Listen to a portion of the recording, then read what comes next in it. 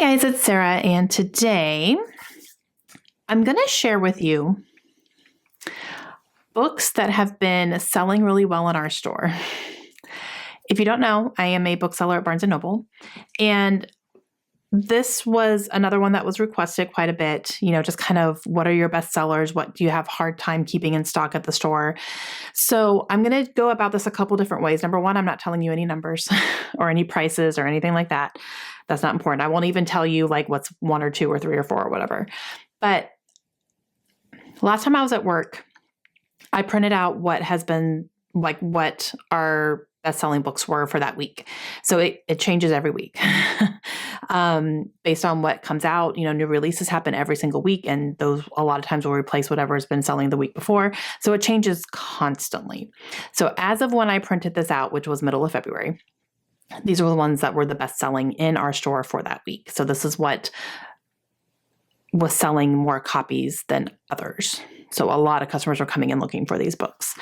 Now, I'll tell you our number one seller because I think it's pretty common that this was the best-selling book probably for this week, for that week that I printed this out because it had just come out. But yeah, so I'm just going to tell you the top 3 for 3 different genres. So I'll tell you our best fiction sellers. I'll tell you our best mystery, suspense, romance, and nonfiction, I think is what I was going with. I didn't look at YA. It wasn't even on the first page of our bestseller, so I'll say that. And I pulled anything that I own physically, which was quite a few actually. Okay, so the number one seller in our store the week that I printed this, again, mid-February, the number one book that sold in our store was The Women by Kristen Hanna, hands down, and it's still selling. I don't know if it's number one right now because I haven't looked, but this was by far the number one seller in our store. Yeah, so this one, yeah. The fiction that was in the top 3, which I was really happy about, is The Heaven and Earth Grocery Store by James McBride. I have not read this one yet, but I really, really want to. This was the book that won the Book of the Year for Barnes & Noble for 2023, and that is something that is voted and nominated from booksellers across the country. So this is the one that everyone chose as their favorite. So very excited about that. And it's still selling really, really well. The sales definitely went up as soon as this was announced as Book of the Year. People were coming in and getting it, and it's still selling really well. So, and then the next fiction is not one that I own, but it's Cleopatra and Frankenstein by Coco Mellers. This one is actually one of our monthly picks for this month. So that doesn't surprise me that it's selling really well. The company, I have no say in this. The company picks 6 books to highlight every month, and those are our monthly picks, and we highlight them, we display them, we get tons of copies of them, we put stickers on them, we mark them to buy one, get one half off, and there's one in each category. So there is a speculative fiction, there is a mystery thriller, there's a young adult, there is a young reader, there's a nonfiction, and there is a regular fiction. So yeah, 6 books. Those are the categories that they come in, and we have different picks every month, and it's a lot of fun. So this is our fiction pick this month, and it is selling really well. Okay, let's move on to romance. So the top 3 in romances, they're not in any particular order. I just wrote them down. So Bride by Ali Hazelwood is one of them. This is her newer release. Yeah, this one's selling really well. I've broken up with Ali Hazelwood, so I'm not going to read it, but it is selling really well. So there's that. Another one that sells really, really well is Butcher and Blackbird by Brynne Weaver. This is one that we cannot keep in stock. Just the other day, I was helping to kind of revamp a romance table that was in the middle of our store, which is like, it was starting to get low and we needed to kind of get some new options out there. And I put this on the table, and I only had a few copies sitting there from the shelf, and then realized we had a whole big stack in the back. And I was like, oh, I can like fill this up on the table. I put 5 copies of the book on the table, and not even 2 hours later, those 5 copies were gone. I looked at the table and I was like, I just like filled that up and it's already halfway gone. What is happening? Like, I was shocked. Like, we can't keep this one in stock. If we have it out, people buy it, and it's a big seller. And then another one is The 7-Year Slip by Ashley Poston. This one is still selling really well as well. I really want to read this one. I mean, I have them, so I want to read all of them. But yeah, this is one that I've heard just nothing but good things about, and it sells. It's still selling. Okay, let's move on to mystery thrillers. So one of the big ones is The Teacher by Frida McFadden. Frida McFadden wrote The Housemaid, which I loved last year. It was one of my favorite books last year. And a lot of people, when they had been reading that one, and that's another book that we can't keep in stock very well. If we have The Housemaid, it goes.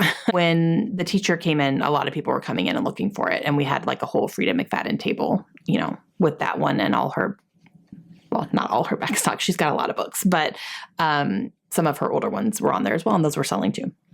Okay, another one that is still selling really well is The Fury by Alex Michaelides, which makes me so happy because I loved this book so much. Yeah, this one is selling really well. It's in our top 3, so that's awesome. And then another one in our top 3 for mystery thriller, I'm kind of looping it in. It's a horror book, but I wanted to include a horror book as well, and that is What Moves the Dead by T. Kingfisher. Now, this one is our book that's featured in the cafe, where if you get anything at the cafe, you can get a book for $5. And this is the one that's featured this month. So I'm sure that that's helping it. But I've had very, very good things about T. Kingfisher. She's an author I definitely want to try. So, yeah, but that one is a big seller as well. Okay, so I want to talk about fantasy a little bit. This one was interesting. I thought this one was interesting. And, one of them is Fourth Wing. Fourth Wing is still selling really well, guys. It's in our top 3 of fantasy. Still. Still selling really, really well. Yeah. And then the other 2 are Sarah J. Maas, which, interestingly enough, is not the Crescent City book that just came out. That one is not in our top 3. It was the week it came out, easily. It was our number 1 seller, but I think like everyone who had wanted to get it had already come in and gotten it. So it's going to take a little bit for that to start selling again, I think. But A Court of Thorns and Roses and A Court of Mist and Fury, so books number 1 and number 2 in that series, were in our top 3 as well this week, which I thought was really interesting because that's not a new series. But Sarah J. Maas sells. I mean, we have so much of her stock and it moves. We never have like a backlog of her stuff. Like, it's just, we have tables of her stuff and they're on the shelves as well. And we're constantly filling it. So. Okay, so now I'm going to talk about some of our top sellers for nonfiction. I picked a couple different little categories here, but for personal growth, like easily Atomic Habits has been our number 1 seller in that category for years. Like, it's always this one. This is another one. We fly through them. We can fill up an entire table of them and they will start flying out the door. So this one is, yeah, it's a big deal. Okay. Also in personal growth, The Subtle Art of Not Giving a by Mark Manson. This one is one that people come in constantly looking for and they're asking about it. And I know exactly where it is in the store because we keep it stocked up and I can take them right to it. This is one that sells really, really well and it's been consistent. Okay. For current affairs, The Grift by Clay Kane is a book that actually just recently came out, but this has been selling really, really well. Don't know what it's about, but people want it. And then I wanted to include one in philosophy because this book is another one that we can't keep in stock. We have a lot of it. We always have a lot, but we have a whole bunch of different editions. I know exactly where it is on the shelves because we get it so much. I'm stocking it. And every time we have it on a cart to put out, I know that I can get it out because there's room now because people will buy this book.